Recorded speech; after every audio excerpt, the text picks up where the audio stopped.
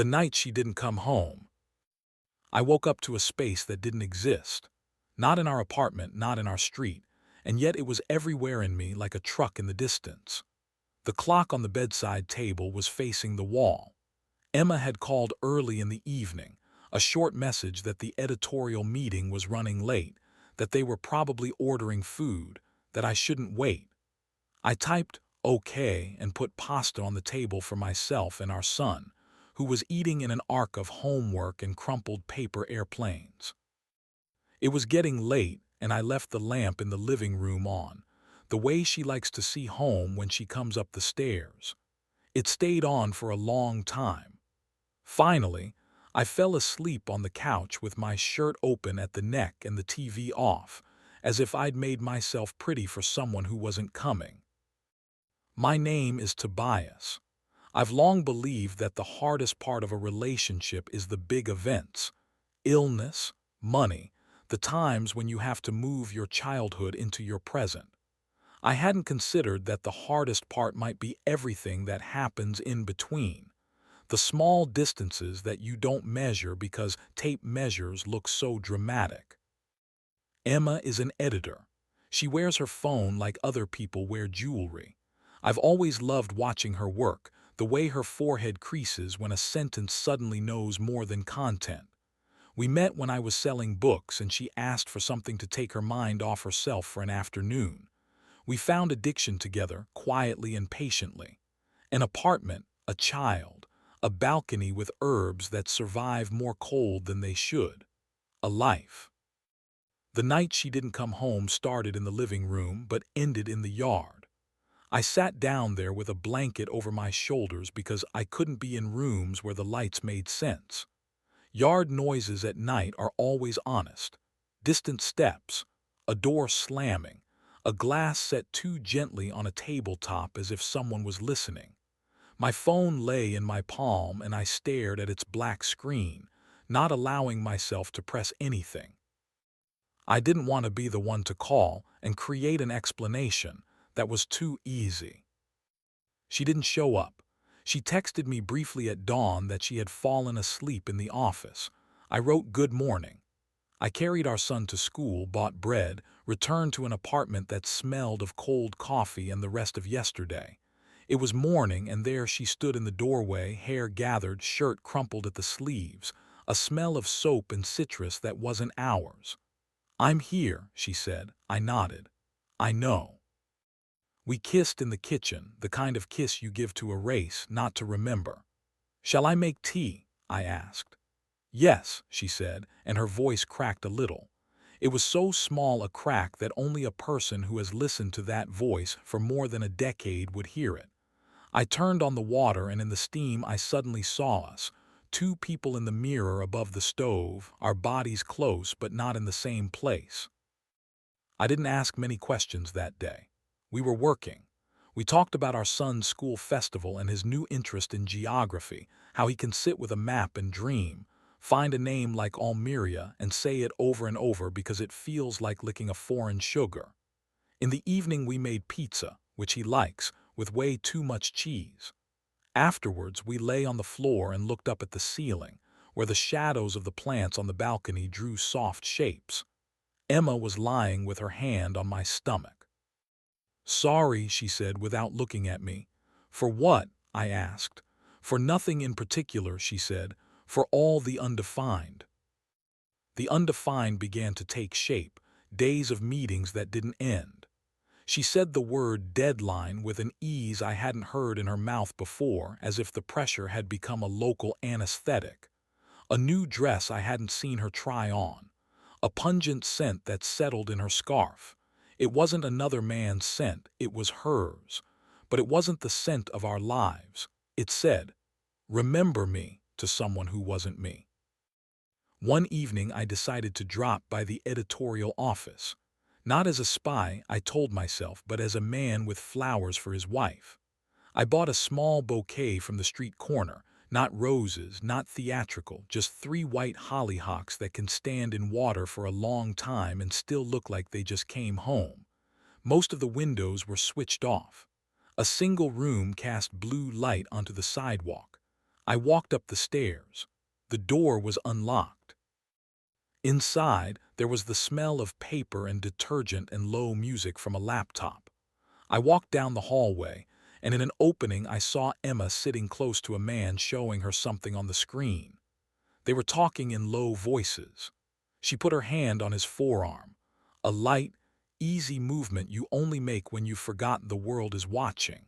He turned and said something, and she laughed the way she laughed when we were in a bed that didn't know our names. I did not enter. I stood and let the inside pockets of my jacket soak up everything that would otherwise run out. When I turned around, the hollyhocks got a touch of cold, their stems stiffened. I thought, if you go inside, you'll be written in a scene. I went home and put the flowers in water. At night, I lay next to her, counting the boards on the ceiling with my fingers, and realized that my way of holding things together was to give them names. I didn't name her cheating. I named us out of sync. It got worse before it got quiet. One morning in the shower, she put her forehead against the tile and breathed heavy, slow, like she was learning again. I stood behind her and let the water hit our shoulders. "What's his name?" I asked low. Her shoulders tightened. "Thomas," she said. I nodded like the nod could make anything possible. "How long?" "Not long," she said. And in that moment I realized that time doesn't help. A night can be a landscape you never get out of. For the rest of that day, I did everything very calmly. I put plates on the table in a circle so neat that it had to mean something. I drove our son to soccer. He kicked low and sure as if the ground was a deal. I walked a lap around the lake. Leaves in water look like coins that have been dropped. When I got home, Emma was sitting at the dining table with her laptop. "I don't want to lose us," she said. "Then you have to lose him," I said. She looked up, and for the first time I saw a fear in her that didn't come from outside, but from within. What if I can't choose right? In some novel I would have slammed the door, burned his initials into something. Instead, I went to the basement and found the old wooden bench that we had thrown aside because a leg was crooked. I dragged it up, sanded it smooth with sandpaper, and put it at the foot of the bed. It was to remind me that things can carry us again if you take your time. That evening, I put a cup of tea in front of Emma and told her that I had made a list, not of things she should do or regret, of things I wanted to be able to say calmly, even when my body was screaming. It started with, "I believe you when you say you wouldn't hurt me." It continued with, "I also believe my body when it says it's hurt." We didn't stop touching each other, quite the opposite.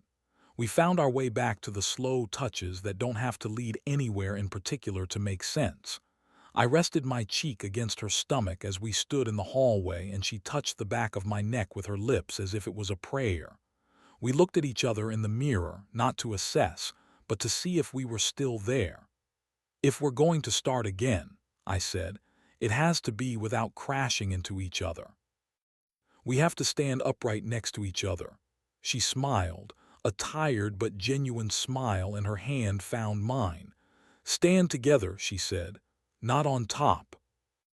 A few days later there was a knock on the door. Thomas was standing outside. He looked like someone who had been sent into town for an apology and had forgotten the shopping list. "I just want to," he began. "No," I said, not harshly, "just the postcard. This isn't your kitchen." He nodded and walked down the stairs, one step at a time, like he was getting to know them. We spent a night in a hotel, Emma and I, not to recreate anything but to be in a place where the walls don't remember. We told our son we were at work, which in a sense was true. The room smelled of fabric and wet glass. Emma stood by the window, the city reflected in her shoulder. I walked over, put my hands around her waist. We kissed quietly. I let my fingertips follow the line of her shirt buttons. She put her forehead against mine again, not moving, just letting her breath get warm between us. There was a time when I wanted more and faster. Now I wanted everything slower, smarter. I kissed her collarbone and she sighed, a small, low sound that comes when something falls into place. We stood there for a long time, and when we finally lay down, It wasn't something I would tell strangers in detail. But I can say that we chose it together and that we stopped in a place where both of us could say, more another day, without feeling lost. The next morning we walked through the city and bought cinnamon gifts, ate them on a staircase and drank 2 strong coffee from cardboard. She took my hand. It was a movement I thought I knew, but it felt new, like when you find the street of your childhood and realize you never noticed a certain tree that has always been there. We went to therapy. I say this without shame. Learning new words for old feelings isn't cowardice, it's craft. We learned to say, I get small when you do that, without it meaning that the other person had forbidden something. We learned to let our son hear us apologize, not because we owed him a nice facade, but because we owed him to see real repair. Some days it was like lifting a moving box and realizing it's not as heavy as you feared. Other days everything hurt, but we stopped lying. One night after putting our son to bed, we were sitting in the living room with the curtains drawn. Emma laid her head in my lap and I stroked her hair. "How do we know it will last?" she asked. I looked at her profile, the strong and recognizable one, and said, "We don't know, we'll just pick it again tomorrow." She nodded. "Then I choose," she said. "You." I put my hand against her cheek. It was warm. I didn't think about the night she didn't come home. I thought about the morning we stood in the shower and she learned to breathe again. I thought that was enough. We don't live in a story with a neat bow. There will always be nights when a phone stays on too long. There will be glances in a meeting room that no one can control. But we have a new ritual. Every time we pass each other in the kitchen, we put a hand on the small of the other's back. Not to control, to say, "I'm here." That gesture does more for me than any big words. It's our little elevator that goes up and up as long as we can push the button. And that night she didn't come home. It still lives in me, but it's not in charge. It does our slow kiss at the sink, her laughter when our son says a word wrong and insists it's right, my hand finding hers at midnight not to take, but to stay. If you ask me what I did when I thought I lost her, I answer. I didn't turn off the light in the living room. I left it on so we could find our way home.